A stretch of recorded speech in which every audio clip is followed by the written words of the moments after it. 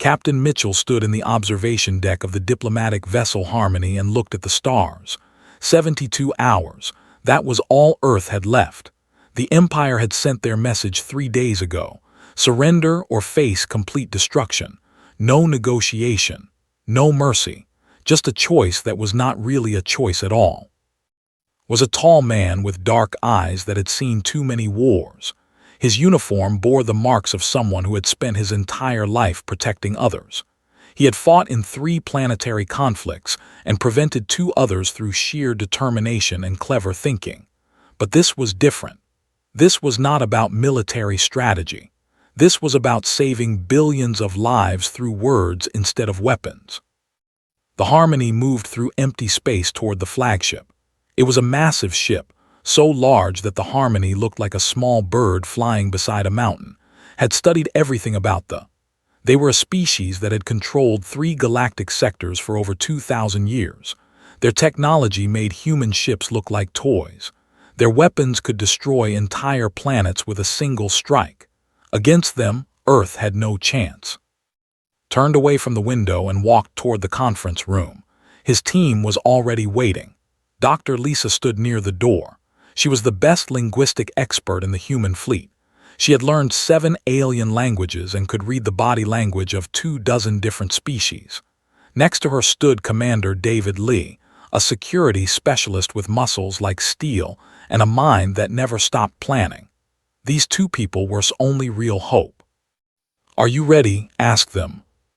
Lisa nodded. She looked nervous but determined.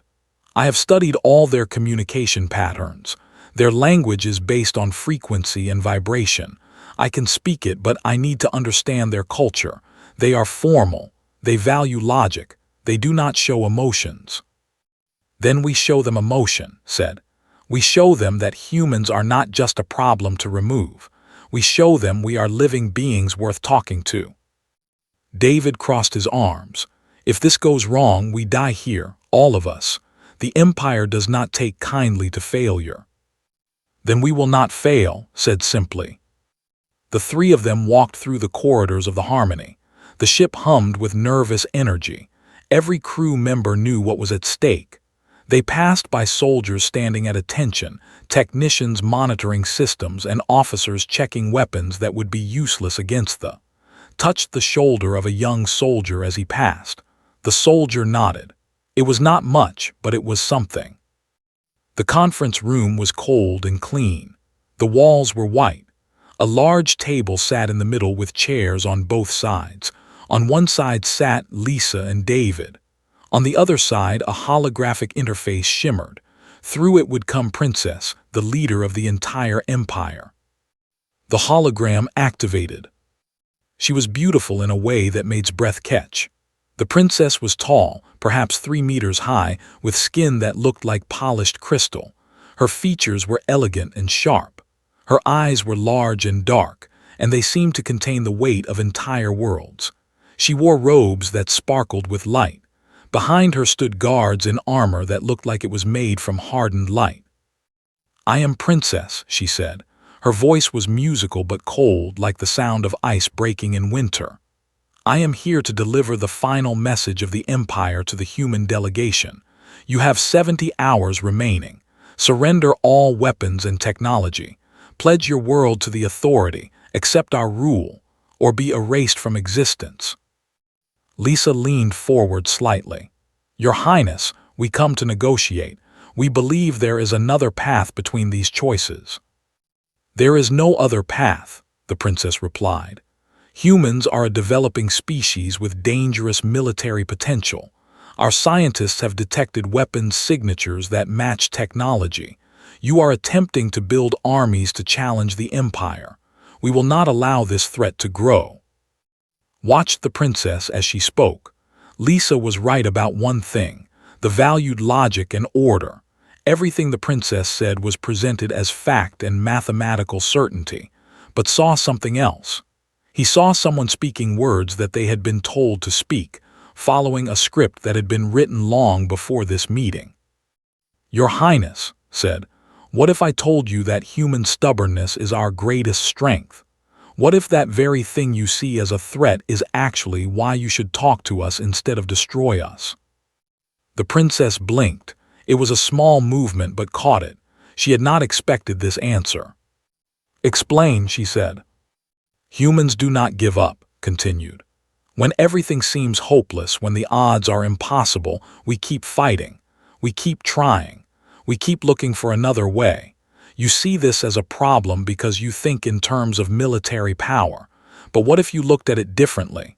What if you saw it as the reason humans could be your greatest partners instead of your greatest enemies?" There was silence in the conference room. The princess did not move. Her expression did not change, but something shifted in the air, could feel it. Lisa was watching him carefully. David was tense, ready for anything. Then the princess did something that shocked everyone. She laughed. It was not a long laugh. It was not a happy laugh, but it was real. It was genuine. And when she stopped, there was something different in her eyes. "In 10,000 years of ruling the empire," she said slowly, "I have never heard an alien species make me laugh. Most species fear me. Some respect me. None have ever tried to make me understand their nature through humor and perspective." She paused. "This is unusual." "Humans are unusual," said, allowing himself a small smile. The princess looked at him for a long moment. "I will consider what you have said, Captain Mitchell, but I must tell you the truth. The decision to invade Earth has already been made. The armies are prepared. The orders have been sent. This conversation changes nothing." Felt the weight of those words, but he also heard something else in her voice. Doubt. For just a moment, there had been uncertainty in those final words. "Then perhaps," said, "we should continue this conversation in private, just you and me. Sometimes the most important discussions cannot happen in front of others." David tensed. This was dangerous. This was asking for something that violated every protocol of diplomatic safety, but knew he was right. He could see it in the way the princess's eyes flickered. "This request is highly irregular," the princess said. "Yes," agreed. "But so is everything about this moment. So is the fact that you laughed."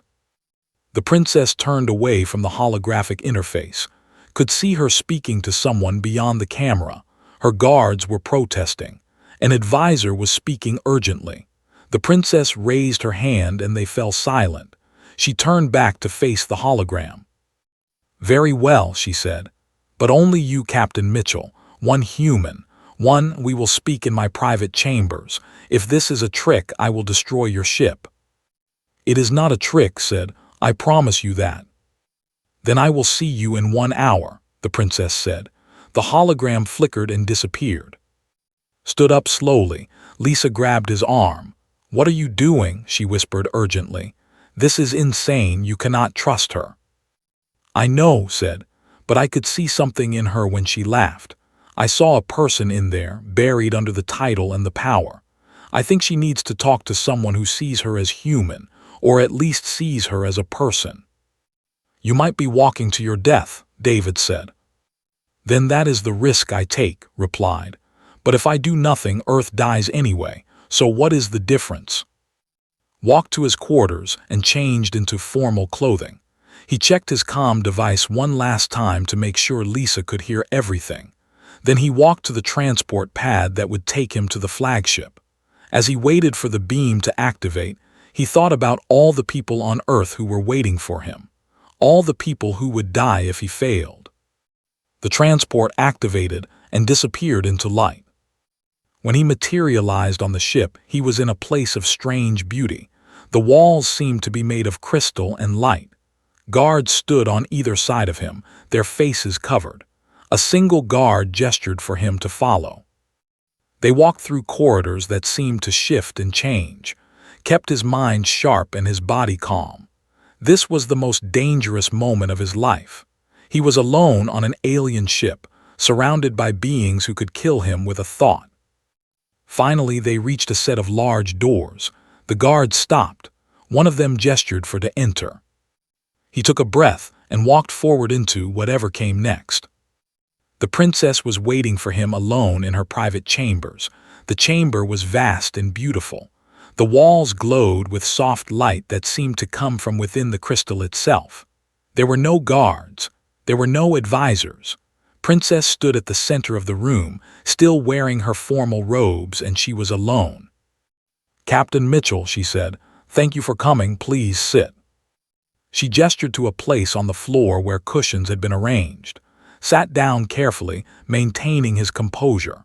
The princess remained standing at first, then slowly lowered herself to sit across from him. The gesture was strange to see, such a large being moving with such careful grace.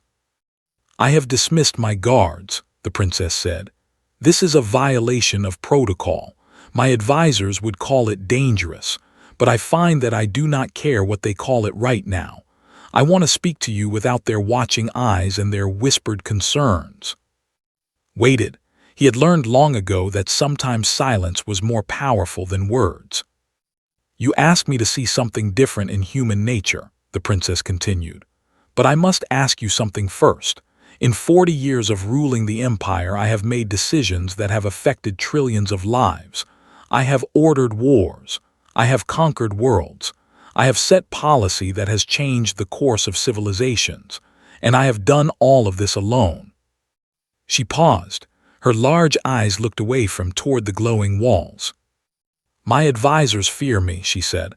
"My generals respect me. My scientists study under me. But no one truly knows me. No one speaks to me as an equal. No one disagrees with me and lives to challenge me again. Loneliness, Captain Mitchell, is the price of power." Understood what she was doing. She was opening a door. She was inviting him into a place that no one else had ever been allowed to enter. "I have lost soldiers under my command," said quietly. "Men and women who trusted me to make the right decisions, and sometimes I made the wrong decisions. They died because of choices I made. Every night since then, I think about their faces. I think about what I could have done differently. The weight of those decisions never goes away." The princess turned her head and looked at him directly. "You carry the death of others because you care about them. This surprises me. Our species does not work this way. A leader makes decisions based on strategy and necessity. We do not allow personal feeling to interfere with logic." "That must be lonely," said. The princess did not answer for a long time. "It is," she finally said. "I have never admitted that to anyone. I have never allowed myself to use that word, but yes, it is lonely." Reached out slowly and picked up a container that sat near him. Inside was a liquid that glowed faintly blue. "What is this?" he asked. "A drink made from elements gathered across 3 star systems," the princess replied. "It is something I enjoy in private, where no one can see that I have preferences. A leader is not supposed to prefer things. A leader is supposed to be constant and unchanging." "Who told you that?" asked. "Everyone," the princess said. "My teachers, my advisors, my family, the people, our entire culture. A leader is logic. A leader is power. A leader is not a person with desires and fears and preferences." Drank from the container. The liquid tasted like nothing he had ever experienced before. It was cold and warm at the same time. It was sweet and bitter. It was strange but somehow perfect. "This is good," he said. "And I think your people are wrong. I think a leader who does not have preferences and fears is someone who does not understand what they are protecting. A leader who is not a person is just a machine. And I have never met a machine who could make the hard choices that matter." The princess watched him drink. "Tell me about the worst decision you ever made," she said. Put the container down. This was the question that would determine everything. If he lied, she would know. If he told the truth, he might lose any advantage he had. But he understood now that advantage was not what this conversation needed. This conversation needed honesty. "I was commanding a military operation on a planet called began. We were fighting against a faction that was using children as soldiers. Most soldiers, when faced with child soldiers, freeze. They hesitate. But I gave the order to treat them as any other combatant. I said that if they have a weapon and they are attacking, we defend ourselves. 3 of my soldiers killed children that day. Those children were also just people following orders they did not understand. He stopped and looked at the princess. I gave that order to be logical, to be strong, to make the hard choice. But I was wrong. I should have found another way. I should have tried harder to find a solution that did not require killing children.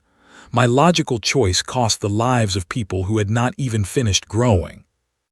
The princess leaned forward slightly.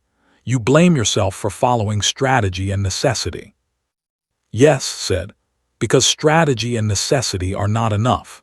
There has to be something more.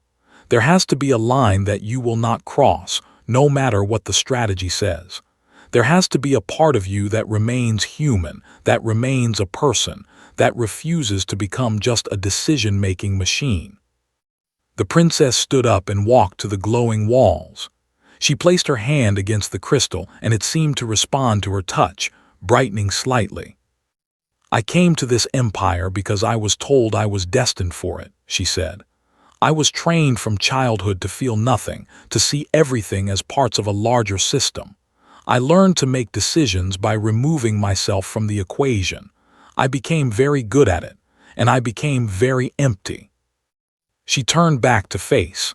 The council told me that humanity was a threat. They showed me data. They presented arguments, and I believed them because I was taught not to question. I was taught that my role was to implement decisions, not to make them. The decision was made before I ever met you, Captain Mitchell. I was simply the one who would deliver it. But you laughed, said. You laughed when I said something true about human nature. That was not a programmed response. That was something real. The princess returned to her seat. Yes, she said. When you made that joke, when you tried to make me understand human stubbornness through humor, something shifted in me. I felt something that my training had tried to remove. I felt surprise. I felt amusement. I felt like a person instead of a title. They sat in silence for a while. Outside the chamber, the stars moved through space. Somewhere, the armies waited for orders. Somewhere, Earth was counting down its final hours. But in this moment, in this private chamber, there was only a human and an alien, 2 lonely people who had found something unexpected in each other. I should tell you the truth, the princess said finally. The threat that justified the invasion of Earth, the weapons signatures that my scientists detected, they were false, a malfunction in our monitoring systems. The threat to the Empire was not real. I did not verify this information. I did not question it. I simply accepted what I was told. Felt the weight of her words. So the decision to invade was made based on information that was not true. Yes, the princess said, and I was told to present this to you as fact.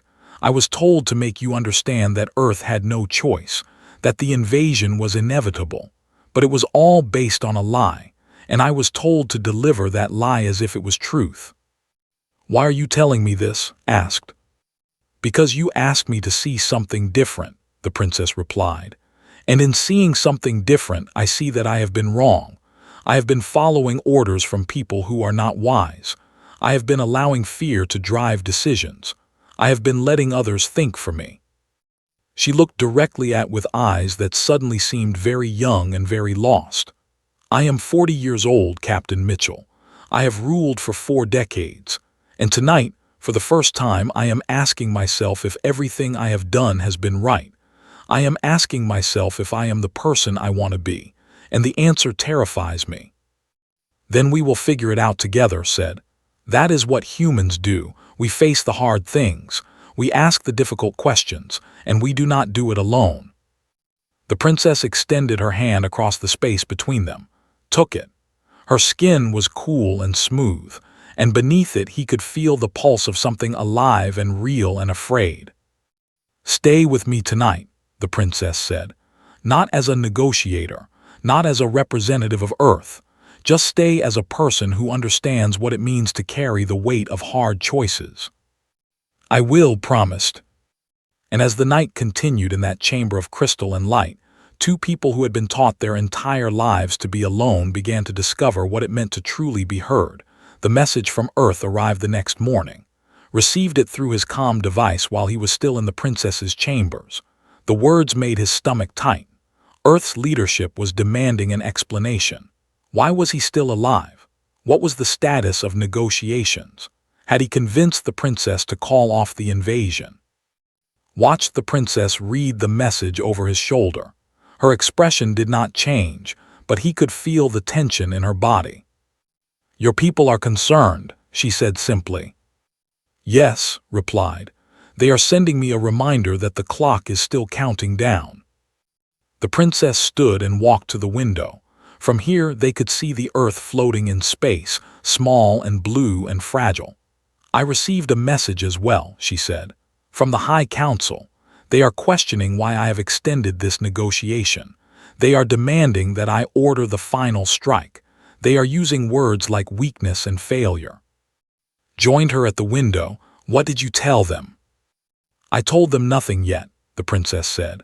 "I told them that I am still evaluating the situation, but they know something is wrong. I can see it in the message patterns. Lord, my closest advisor, has already begun to suggest that you have manipulated me. He is telling the council that you are a spy sent to distract me while Earth prepares its defenses." "Is he right?" asked. The princess turned to face him. Her eyes were sharp and clear. "No, but his words will carry weight with the council. They will believe what he says because he has served the empire for 500 years. They will believe what he says because it is easier to believe that you have tricked me than to accept that I have made an error." Understood the trap they were in. The longer this went on, the more dangerous it became for both of them. Earth's leadership would eventually decide he had failed and was no longer useful. The council would eventually lose patience and order the invasion anyway, and would be forced to choose between following orders and following her conscience. "We need to do something bold," said. "Something that forces the issue." "You mean we should end this?" said. "You should leave. I should order the invasion. We should both accept the reality we have been given." "No," said firmly. "I mean we should tell the truth. You should reveal to the council that the threat was false. You should admit that you were wrong to accept the invasion orders without verification. You should stand up and refuse to continue down this path." The princess turned away from him. "You do not understand what you are asking. To admit error in culture is to invite replacement. The council will call for my removal. They will see it as weakness.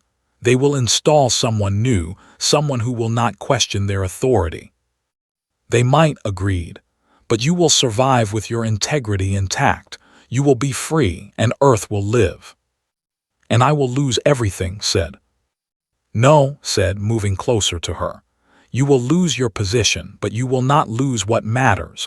You will not lose yourself. That is what you have been giving up all these years. Your position has been slowly erasing who you are. This is your chance to take yourself back." The princess turned to face him again. There were no tears in her eyes because physiology did not produce tears, but her expression was broken and raw. "I'm afraid," she said. Reached out and took her hand. "I know I'm afraid too, but fear is not a reason to do the wrong thing." That afternoon called a full council session, watched from the observation deck as she appeared before all the high leaders of the empire. There were 20 of them, ancient beings who had held power for centuries. They sat in a circular chamber with at the center. "I have called this council to inform you of an error," began. The words hung in the air like a bomb. There was immediate eruption. Advisors leaned forward. Guards moved closer. Lord stood up, demanding to know what this meant, but raised her hand and they fell silent. "The threat to the empire was false," she said. The council erupted again, even louder. "I have reviewed the data. I have investigated the weapons signatures that were presented to me. They were created by a malfunction in our monitoring system. Earth is not building weapons to challenge us. Earth is not a threat to our security. The decision to invade was made based on false information." "This is impossible," one of the ancient leaders said. "The data was." "It was not," said firmly. and I should have it myself instead of trusting that it had been done properly. This was my failure as a leader. I failed to question what I was told. I failed to think for myself, and now I am correcting that failure. Lord stepped forward. The princess has been compromised, he announced. She has spent time alone with the human captain. He has manipulated her into betraying the Empire. That is not true, said coldly. The human captain has done nothing but show me what honest counsel looks like. He has reminded me what it means to have a conscience. And yes, I care for him. Yes, my feelings for him are involved in this decision. And I am telling you now that those feelings are exactly what should be guiding this decision. The council gasped. No leader had ever admitted to personal attachment affecting policy. It was considered the ultimate weakness. I am recommending that we cancel the invasion, continued. I am recommending that we open trade negotiations with Earth. I am recommending that we learn from their example of courage and honesty. And I am taking full responsibility for every choice I make from this moment forward.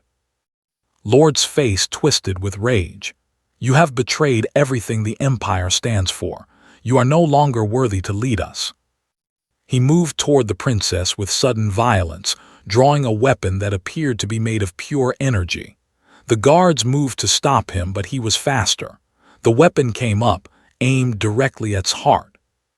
Did not think, he did not plan, he simply moved. He pulled a blaster from a guard that he had positioned near the observation window. He fired it downward, striking Lord in the shoulder. The ancient advisor fell backward, his weapon clattering away. Guards rushed forward and seized him. The council fell into chaos, but stood exactly where she had been standing, untouched and unmoved. The human protected me, one of the ancient leaders said slowly. One of their kind risked his life to protect our princess from harm. This proves my point, said loudly. The humans are not our enemies. They are capable of sacrifice. They are capable of honor. They are capable of doing the right thing even when it costs them. She looked toward the observation deck where stood, his heart pounding. Their eyes met across the distance. In that moment, he could see her making a final choice. I have chosen a different path, announced to the council. I will no longer rule with fear as my tool.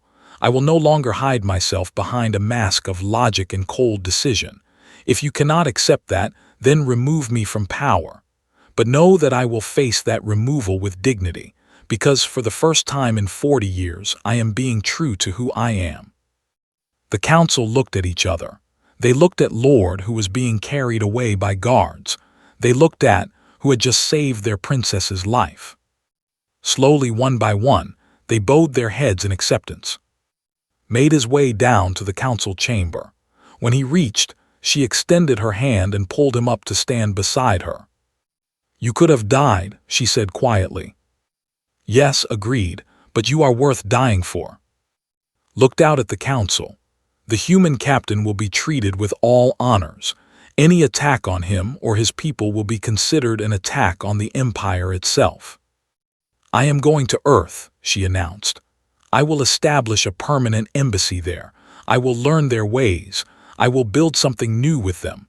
And anyone who has a problem with that will answer to me personally. She squeezed his hand. Let me show them how a truly strong leader behaves, not by giving orders, not by hiding away, but by being brave enough to be seen, by being brave enough to be real. The council, witnessing her unwavering conviction, formally voted to accept her recommendation for peace. The invasion was canceled. The armies were recalled. The history of two species shifted in that single moment. As they left the council chamber, whispered to, "Thank you for reminding me that I am worth saving, not because I am a princess, but because I am a person." The weeks that followed tested everything had promised. The High Council accepted her decision to cancel the invasion, but acceptance was not the same as agreement. Many of the ancient leaders sent formal letters expressing their displeasure. Some threatened to withdraw their support. Others questioned whether the empire could survive under a leader who had allowed personal feeling to influence policy. Lord, after recovering from his wounds, became the face of this resistance. He continued to argue that had been manipulated. He suggested that the human captain was not just a diplomat but an infiltrator. He demanded that be removed from the flagship and sent back to Earth immediately. "We cannot allow a human to remain on our vessel," declared in a public statement. "Every day he stays, he continues to poison the mind of our princess." Heard these words while standing in the observation deck of the Harmony, which had been allowed to dock at the station. He was preparing to return to Earth with the peace agreement in hand. The mission was complete. He had done what he came to do. It should have felt like victory. Instead, it felt like failure. He had not seen in 3 days. The Council's restrictions on her movement had become stricter. She was confined to her chambers while they debated what to do about her. Rumors spread that they were planning to remove her from power. Rumors grew that the treaty with Earth would be voided, once was replaced with a leader more sympathetic to the Council's views. SCOM device activated. Lisa's voice came through, urgent and worried. "Captain, you need to see this. The Council just issued a formal statement. They are calling for a vote of no confidence in Princess." His heart sank. "When?" "Tomorrow morning," Lisa replied. "They are moving fast. They want to remove her before the treaty is officially signed." Looked at the station hanging in space above him. Somewhere in there, was alone and facing the threat of losing everything. He made his decision. Gathered David and a small security team. He told them what he was doing and made it clear that they could not stop him or follow him. Then he walked to the transport pad and requested transfer to the station. The guards seemed surprised but did not challenge him. He was still technically a guest of the Empire. He materialized in a secure chamber. 2 guards immediately took positions on either side of him. One of them spoke into a communication device. "The human captain is on the station. What are your orders?" There was a pause, then a voice came back. It was, "Let him go where he wants to go," she said. The guard stepped aside. Made his way through the corridors of the station. He saw guards watching him, but no one stopped him. He suspected that had given orders to let him pass. He was not sure if this was wise, but he had stopped worrying about being wise. He reached the council chamber and entered without asking permission. The 20 council members were seated in their circular formation, stood in the center, facing them. She was wearing simple clothes, not her formal robes. Her appearance was striking in its ordinariness. She looked vulnerable and real. When she saw, something shifted in her expression. "I am here to speak," said to the council. "I am the human captain that you believe has poisoned your princess's mind. I want to tell you what really happened." Stood immediately. "This human has no right to speak before this council. He should be removed and interrogated." "Let him speak," said calmly. Looked at each of the council members in turn. "The princess is right about everything she has said. The threat to your empire was false. She was told to accept information without verification, and she should have questioned that information. That is her failing as a leader, but her failing is also her strength, because she was brave enough to admit the error and correct it." "The human speaks lies," said. "I speak truth," replied. "And here is the deeper truth that you need to understand. Princess is not weak because she has feelings and connections. She is strong because she has them. She is a better leader now than she was when she ruled with only logic and fear, because now she understands something you have all forgotten. She understands that the beings you rule are not just numbers in a system. They are people. They want things. They need things. They deserve to be heard." One of the ancient leaders leaned forward. "And what is it that you need, human?" Took a step closer to, "I need her, and I think that terrifies you because it means that your princess has found something outside of this system. She has found something that the Empire cannot control. She has found a reason to choose something other than your authority." Drew his weapon. "I will not listen to this insult to our traditions. I will not allow our princess to be corrupted by this alien and his poisonous words about feeling and choice. The princess must be removed from power immediately." He raised the weapon, aimed not at but at. This time was faster. She moved across the space between them and struck the weapon from his hands. She grabbed his robes and lifted him off the ground with surprising strength. "You are wrong about me," she said, her voice cold and clear. "I am not weak.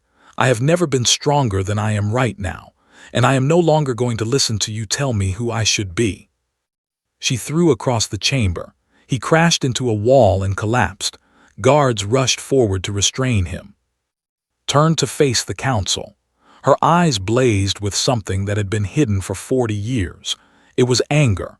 It was determination. It was the fire of a being who had finally decided to take control of their own fate.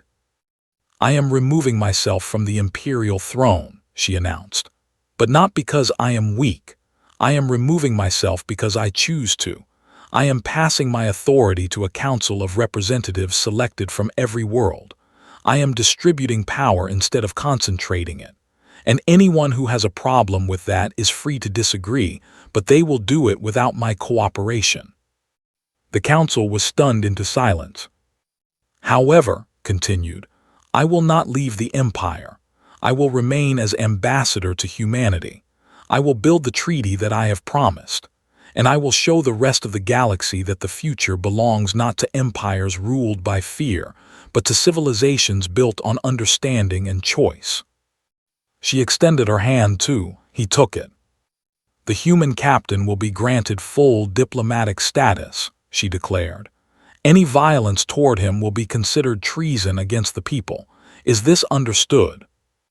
The ancient leaders, one by one, bowed their heads in acceptance. Some of them looked angry. Some looked sad. But all of them understood that the world they had known was changing. As and left the council chamber together, one of the eldest leaders spoke. "She is right, you know. The old ways are dying. The new ways have arrived. Perhaps it is time we accepted it." And walked through the corridors of the station in silence. Finally, when they were alone, turned to him. "You should go back to Earth," she said. "You should forget about me. The council was right about one thing. I bring danger to anyone close to me. The resistance to what I am doing will grow. There will be those who see our connection as a betrayal of everything they believe." "Let them," said. "I did not come across the galaxy to find peace and then abandon it when things got difficult. I came because I believed that there was another way. And you believed it too. That makes us partners in something that matters." Smiled, and in that smile was the truth of everything she had been trying to become. "Then let us face the future together," she said. "Not as a princess and a captain, but as two people who chose each other when everyone told us not to." They stood together at the observation window, looking out at the stars. Somewhere in that darkness, Earth waited. Somewhere in that darkness, the Empire was beginning to transform. And in this moment, there was only hope. 6 months had passed since the council session that changed the course of galactic history. The Empire was no longer an empire. It had transformed into the Alliance, a federation of independent worlds linked by trade and mutual agreement rather than fear and authority. The change had not come without difficulty. Some of the oldest worlds had seceded rather than accept the new system, and his followers had attempted to seize power twice. But each time the Alliance had held. The future, despite its struggles, was moving forward. Walked through the gardens of the research facility on Earth where now lived and worked. The garden was unusual. It was a place where Earth's natural plants grew alongside crystal formations. The two types of life seemed to complement each other. Where Earth life was soft and green, formations were hard and luminous. Together, they created something neither species could have made alone. Was waiting for him near a fountain where water cascaded over crystals, creating patterns of light that reflected across the garden. She had changed in these 6 months. The formal robes were gone. She wore clothes that humans wore, though modified for her larger frame.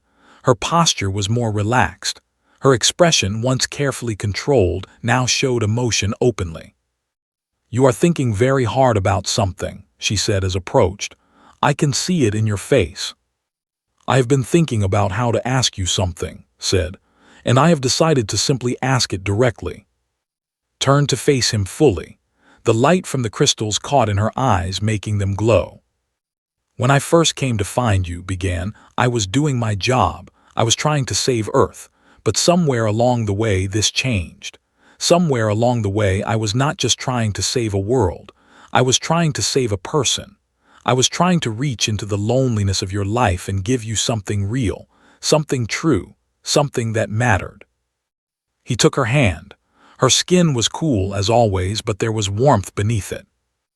"I am asking you now," he said, "not as a captain asks a princess, not as a human asks an alien, but as one person asks another. Will you spend your life with me? In whatever way you want that life to look, in whatever form that takes. I am asking you to build something with me that no one has ever built before, something that is completely ours." His expression shifted. She looked at him with eyes that contained both infinite sadness and infinite joy. "Yes," she said simply. "Yes, 1,000 times yes." They stood together in that garden as the sun set over Earth's horizon. The sky turned colors that existed nowhere else in the galaxy. Purples and oranges and reds that painted the world in temporary beauty. Looked up at those colors, and for the first time, she understood what humans meant when they talked about the beauty of a sunset. It was beautiful precisely because it did not last. It was beautiful because it changed. It was beautiful because it reminded you that everything was alive and moving and temporary. "Do you have a joke for this moment?" asked. "Every important moment in our story has involved you making me laugh." Thought for a moment. "I have been thinking about diplomatic protocol," he said, "and I have realized that all the formal rules I was taught are useless. There is no protocol for this. There is no official way to love someone from a different species. There is no government form to fill out. There is no procedure. We are making this up as we go." Laughed. It was a real laugh, deep and genuine, carrying the weight of freedom and joy. "That is the most human thing I have ever heard," she said. "Making things up as you go, breaking rules because the rules do not fit the situation. This is why I love you. This is why I chose you over the safety of my position." They walked through the garden as the sun continued to set. Scientists from both Earth and the Alliance passed them, nodding in greeting. The researchers were working together on new technologies that combined human creativity with precision. The results were extraordinary.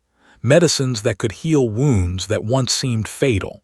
Engines that could cross the galaxy faster than anyone had thought possible. Structures that blended the beauty of both cultures. But those achievements were not why and were important. They were important because they had shown something that the galaxy needed to see.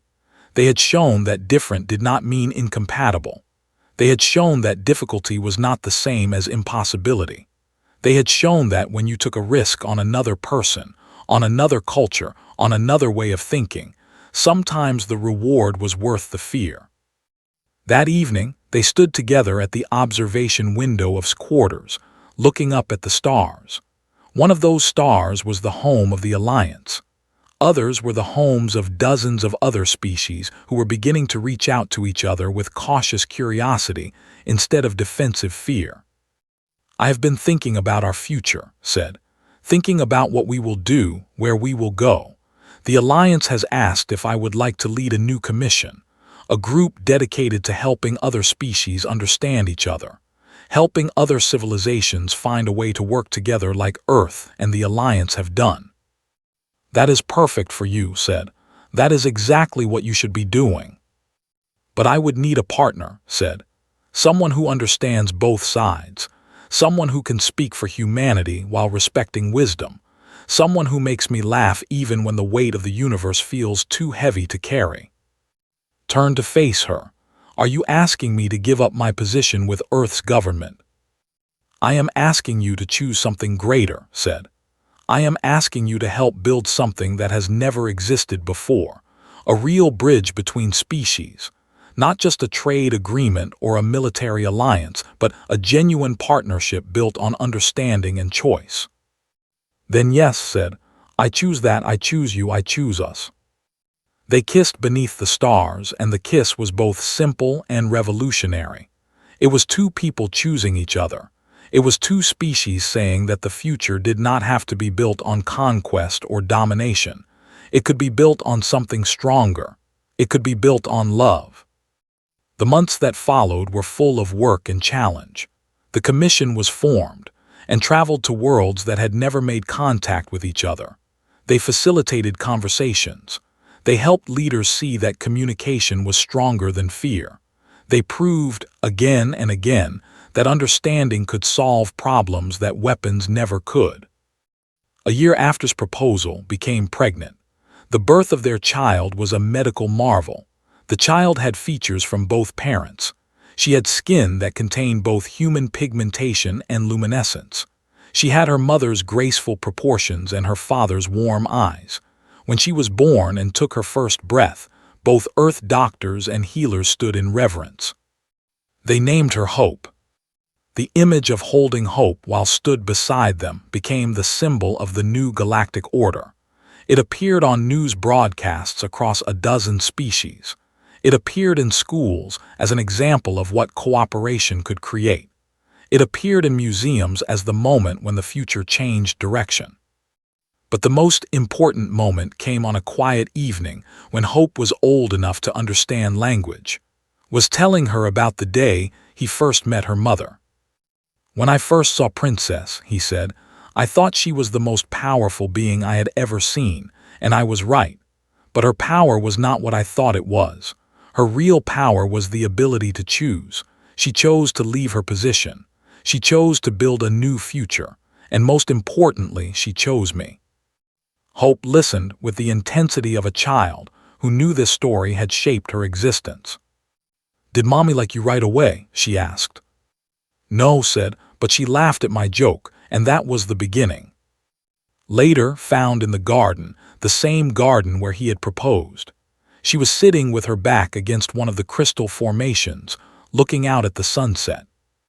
Hope asked me about how we met, said, sitting beside her. And what did you tell her? Asked. I told her that you laughed at my joke, said, and that was where it all started. Took his hand. You know, I have thought about that moment many times, when you made that joke about human stubbornness. In that moment I was still the princess. I was still trapped by my role and my duty, but that laugh broke something open inside me. That laugh reminded me that I was a person beneath the title, that I had desires and feelings and the right to choose my own path. She squeezed his hand gently.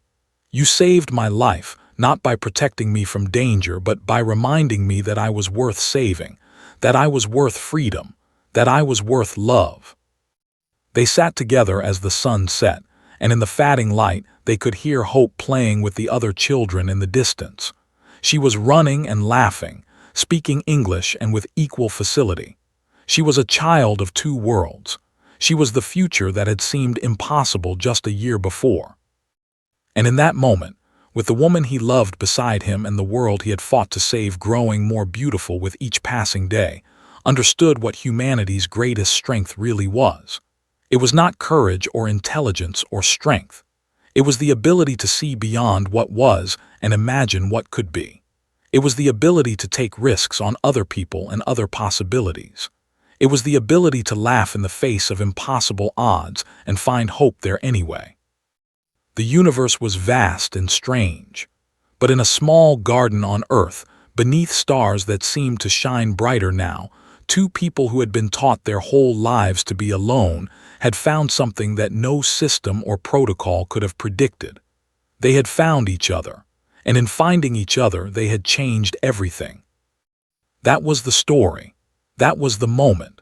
That was the laughter that echoed across the galaxy and whispered to every civilization that the future did not have to be written by those who were strong. It could be written by those who were brave enough to love.